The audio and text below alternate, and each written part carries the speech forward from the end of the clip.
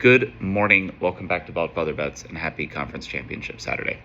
We'll give you a quick recap of Friday for the AAC Championship and then lay out our picks for today. We're playing all four of the major Power 4 Conference Championship games. We will not be playing the MAC. Very sad, I know. And then we aren't adding anything additional right now for Sunday. We've already given you guys, I think, 4 or 5 plays on Sunday. We'll give out the rest tomorrow.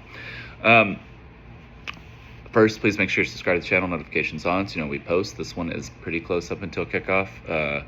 Was waiting on a few things with the SEC Championship game. The other 3 ones we've already given to you. But came crunch time and needed to get this out. Also interact with the content, like the videos, comment on them, share them around, anything you can do to help grow the channel. Never charge for the picks, just want to continue to grow our channel. So starting out Big 12 Championship game, this is the first one we gave you guys. We were on Texas Tech minus 12.5 for 5 units. You can still get 12.5. It bounced all the way up to 14 at one point, and now then you got sharp buyback in on BYU, and it's bounced back down, and it's settled in right at about 12.5 where it started out. It's really similar actually to the line that we had when they played each other the first time. That game obviously being in Lubbock, game day there's a little bit more of a difficult atmosphere for BYU to walk into. But quite honestly, when the two teams played that day, I think the final score was 26-7 or 29-7. I think it's 29-7. I think they kicked 5 field goals and had 2 touchdowns. The team that left meat on the bone there, guys, was Texas Tech. BYU did about what you'd expect BYU to do in that game. Texas Tech was in the red zone several times, and as I said, kicked 5 field goals. The game really should have been, 49-7. I mean, it 38-7, 41-7. It should have been a significantly different outcome. Now, Texas Tech did win the turnover battle in that one, but even if you neutralize that sum, let's say turnover battle goes neutral, but then Texas Tech converts 3 of their field goals into touchdowns. Well, you're in a much different situation now.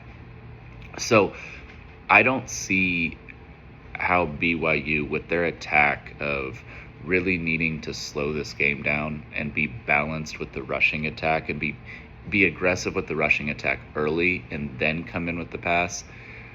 If they get down early at all, they can't do that. And I don't see how they're not down early. They don't have the horses on the offensive line to handle Texas Tech's pass rush, which is why they have to have the run game going early and why they can't be forced to pass.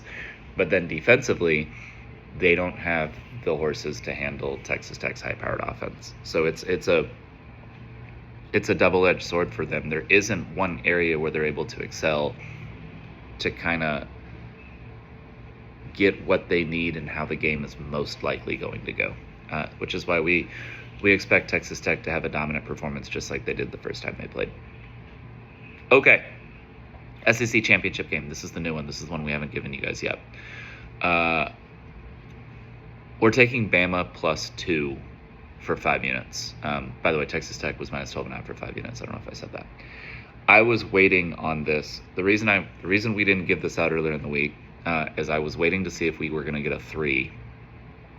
We got a 3 at 2 books.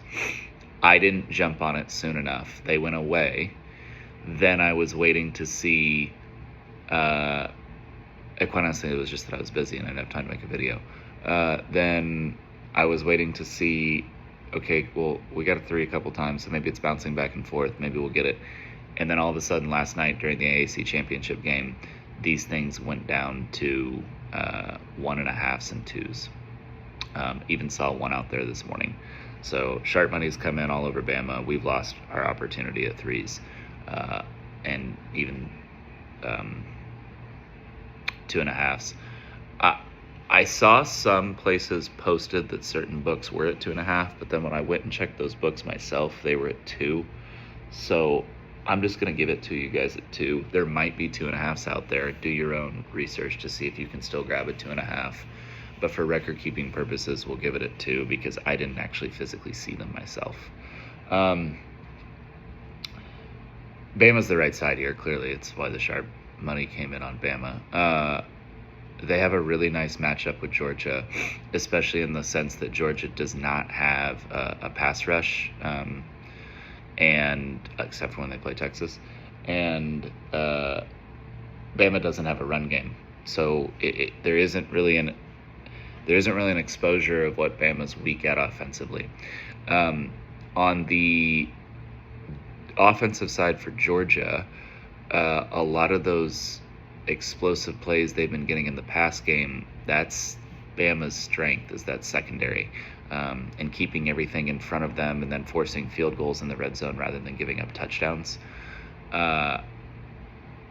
This was a difficult matchup for Georgia the first time they played when they were in Athens, and I think it's a difficult matchup here. You have injuries on both sides of the ball impacting both teams. I would say Bama's probably a little bit more banged up than Georgia, but nothing in a sense that would make you change your pick on it. So we like Alabama here to kind of control this game through both the air and then through defending the air.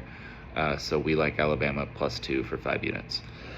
And then I didn't give my recap of AAC. So we were on Tulane plus the 3 for 5 units. Obviously, we won that. Tulane won outright.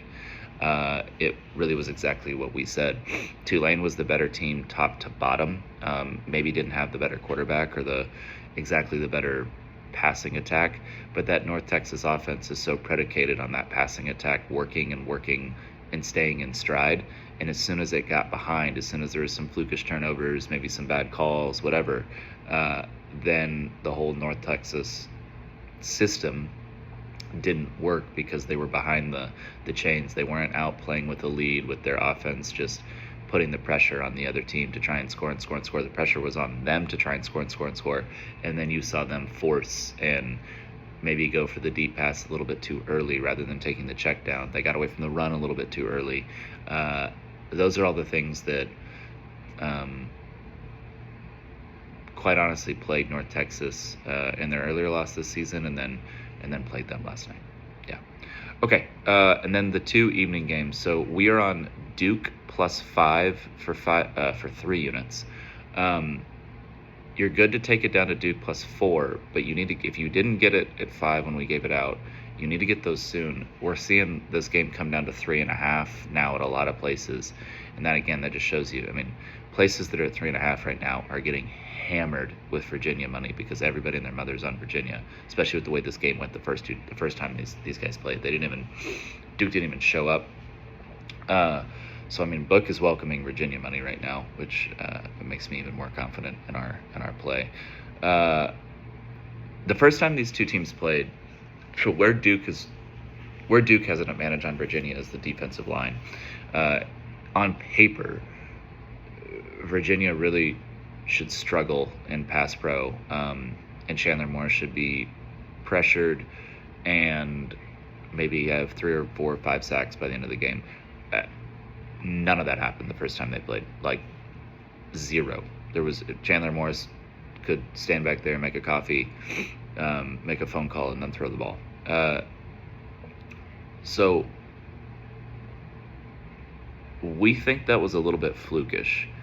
I tend to be someone who, when a superior group is challenged and being told they're not good or you got dominated the last time, and they get another chance at something like that, and they are better than the opponent. And in this instance, Duke's defensive line is better than Virginia's offensive line. I like that team with that second opportunity, with that motivation. Like, with BYU Texas Tech, I don't like that opportunity for BYU because, yeah, they might be motivated trying to come into the game, but they're not as good. Duke, top to bottom, is probably a little bit of a better team than Virginia, but specifically in the trenches and specifically defensive line against Virginia's offensive line, they're significantly better. And they've been watching film of how they got dominated last time all week long. That's a decent spot to be in. So we like Duke plus the 5 for 3 units. don't take anything under +4. And then in the Big Ten championship game, I already gave you guys this one out as well. Indiana +5 for 5 units. You're good to take that down to anything Indiana +4 or higher. Do not go under Indiana +4. Indiana should win outright.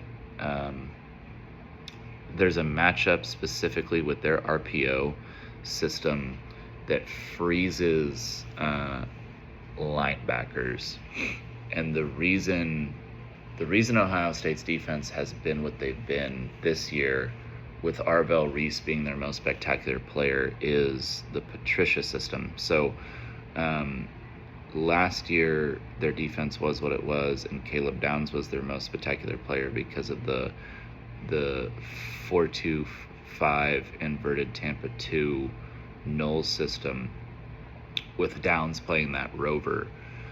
Patricia essentially brings that center of the defense down to the linebackers to where they then are spotlighted, and Arvell Reese has been phenomenal. And RPO does it forces the linebacker to take a second before they then act on what they're doing, because they have to diagnose the play. It actually is a very good system against a defense like this.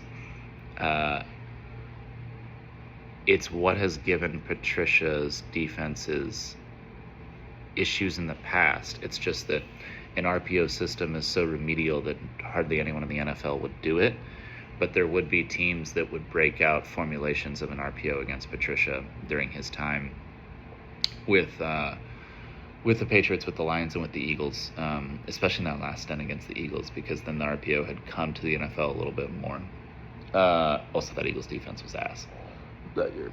So there is a stylistic matchup there that helps. The other one, too, is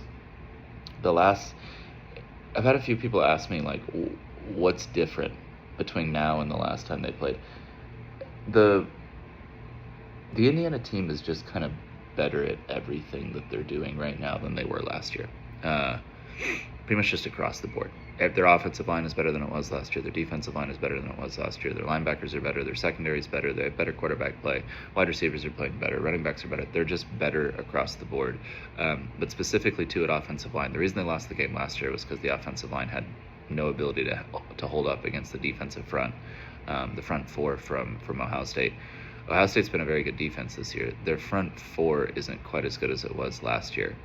And so there's a little bit of a matchup, I'm not going to say advantage, but a matchup difference from this year to last year for IU. And then IU is one of the few teams that can match up with teams who have elite wideouts on the outside. And you need that, obviously. If you don't have that against Ohio State, you're dead in the water from kick. So that's something that IU has that we like in this game. And then also, you saw a little bit early what Michigan was trying to do against Ohio State. And what they executed, they just got 3 field goals out of it in the first half rather than scoring any touchdowns. But on that outside run, IU is able to execute that quite well as well. And we think there is an ability there to get Ohio State some. We'll have to pressure Sayan. You have to put Sayan off of his spot. Sayan, when in rhythm and when in system, is the most effective quarterback in college football, and is the most effective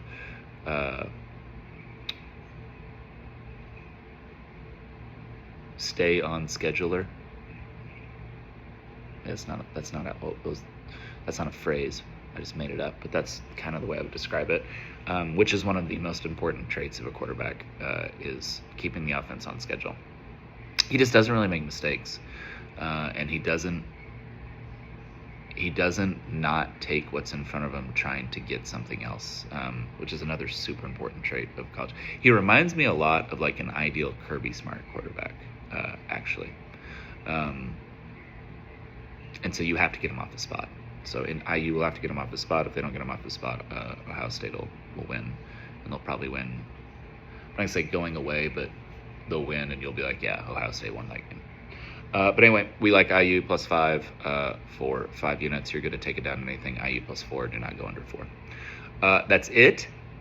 Like I said, nothing else that we're playing for tomorrow right now. We'll be back at you again tomorrow for NFL Sunday.